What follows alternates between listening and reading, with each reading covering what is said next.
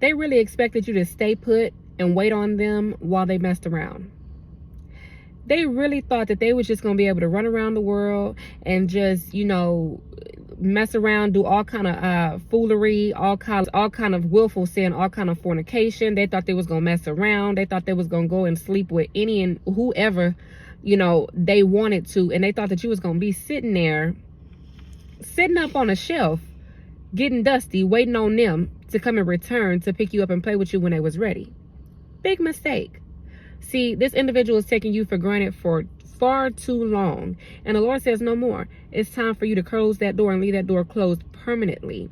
See, for someone, the Lord allowed you here recently to open that door just a little bit, just so he can show you something, so he can give you revelation, because it might have been on your mind that, okay, I think this person changed. Maybe they changed for the better. Maybe I can invite them into certain aspects of my life, but not into my life completely. Maybe certain areas I can let them in. Maybe we could talk about certain things, but we'll just keep it short. We'll just keep it brief. We won't completely let them all the way in. And God's like, you know what? I done told you to close that door, didn't I? You want to open it? All right, I'm gonna let you peek on the other side of it and to just see. I'm gonna give you revelation real quick. So you may have allowed that person into your life in whatever way, shape, or form, and then something happened. The Lord showed you their true colors yet again. He made it clear to you that this person has not changed.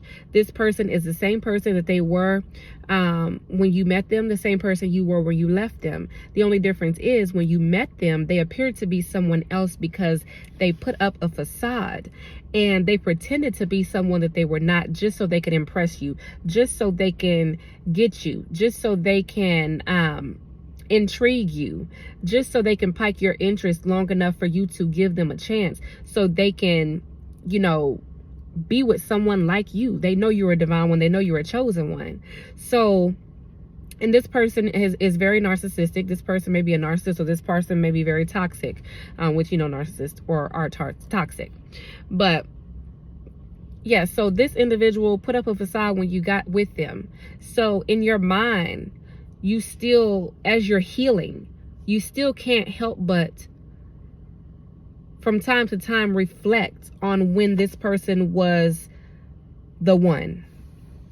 When you thought this person was the one, when this person was saying everything that you wanted to hear, when this person seemed to be that man or woman of your dreams, when that person seemed to be caring and loving and considerate, when that person appeared to be the one for you, when that person appeared to have all the same interests as you, when that person appeared to have all the same goals as you, when that person seemed to be going on the same path as you, when that person seemed that they were in agreement with you so that you can walk together, and you saw your forever being with that person.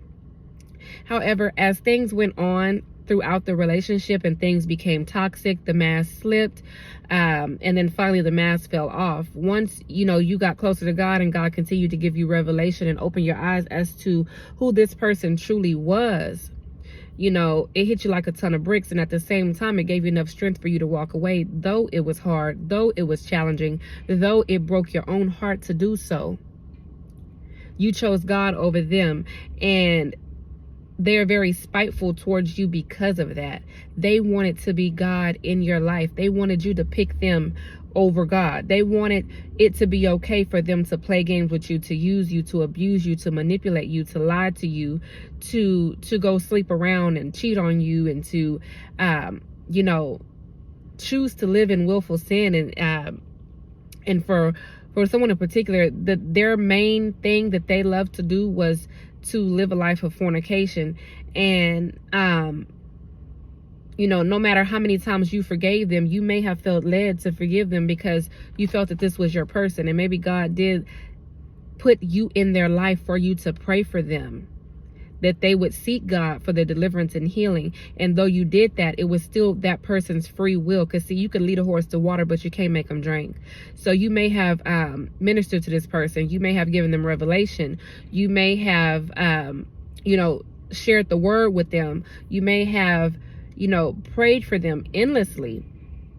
But at the end of the day, they still chose the life that they wanted to live. They still chose the life that they wanted to lead. This person, for someone, this person wanted to be in the streets. This person wanted to live the street life. And see, you wasn't having that. And you made that clear when you got with this person. So this person pretended to clean themselves up, to to get a good job.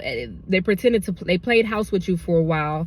They pretended as if they wanted to build a family, a future. Maybe you had business plans. You just couldn't settle for a mediocre life, because you knew deep down in your heart and soul that God had more for you. So you continue to seek holiness. You continue to seek God above all else. You continue to pursue holiness and righteousness. This person pretended to do these things, but yet and still they couldn't keep up the facade too long, because that's not who they were at heart. So the Lord came in and pulled back the curtain on them, and you were able to see them for who they were. This person is used to the street life. They want the street life. They rather sit out on the block with this, that, and the third person, with their homeboys or homegirls. They rather do that, live that kind of life, than live a straight life, rather than walk the narrow path with the Lord, rather than seek God. They'd rather seek worldly things. They'd rather seek money. They idolize money. They idolize themselves. It's all about appearance with them. This person has to look good. They have to sound good. This person struggles with the Jezebel spirit as well as the Leviathan spirit. And, as you would tell this person these things, it's like this person would hear the exact opposite, as if you were saying something totally different to this person. That was the spirit of Leviathan. Leviathan comes to twist words. They have it has a way with the person's ears and mind to where it twists everything that you say. So everything that you say to them sounds backwards. So you can tell them, I feel this way because you did that, or you know what, you really hurt my feelings, when you said something, or you mistreated me, or whatever the matter may be. And they done heard you nagging, you complaining, or it's always about you. It's always about they hear the complete opposite. So it was a never-ending battle with them. This person is not changed. This person is not changed. This person is not going to change. They have chosen the life that they want. See, for them to live a good, honest lifestyle with you, to get a job, actually build a family. Maybe you started building a family with them, but they got bored. See, the fact of going to work, coming home to you and the family every day, that wasn't enough for them. It wasn't exciting for them, because the narcissist always wants, they're all in it for the thrill.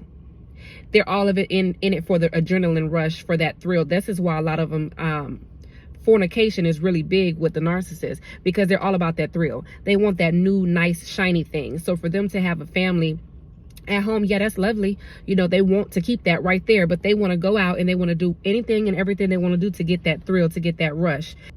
A lot of them are deal with substance abuse and things like that. A lot of them either, they have addictions and certain things like that. And a lot of them, either drug addictions, alcohol addictions, sex addictions. I'm not even going to say corn addictions, if you know what I mean. They got addictions watching dirty films. I'm gonna put it that way. I don't want to say the word because I'm not trying to get flagged. But anyhow, and this person really thought that you were gonna sit there and wait on them while they did all of this foolery and all this messing around and live the life to go get the thrill and chase whatever and whoever they wanted to. And then they thought they was going to come back and pick you up when they wanted to, and come and play with you and come and deal with you and expect you to still be there waiting, faithful, loyal, this good person to them. But see, they know what they had in you. They know that they had a person that they can benefit from, because you prayed for them. You truly, genuinely love them. So you would pray for them. You would lift them up. You would carry them in prayer. And see, now they don't have that extra layer of protection that they had when you were there, and they're feeling it. They're feeling all alone and cold out there these days. But you know what? They have created the life that they wanted. So now that they've made their bed, they got to lay in it. because at the end of the day, you reap everything that you sow. Leave them in 2024 where they belong. You continue to move forward. You continue to seek ye first the kingdom of God and his righteousness, and allow all these things to continue to be added unto you, because this is going to be the most fruitful, most prosperous, most abundant year of your life. I declare and I decree it over you this day in Jesus' mighty name. Love you. Talk to you soon.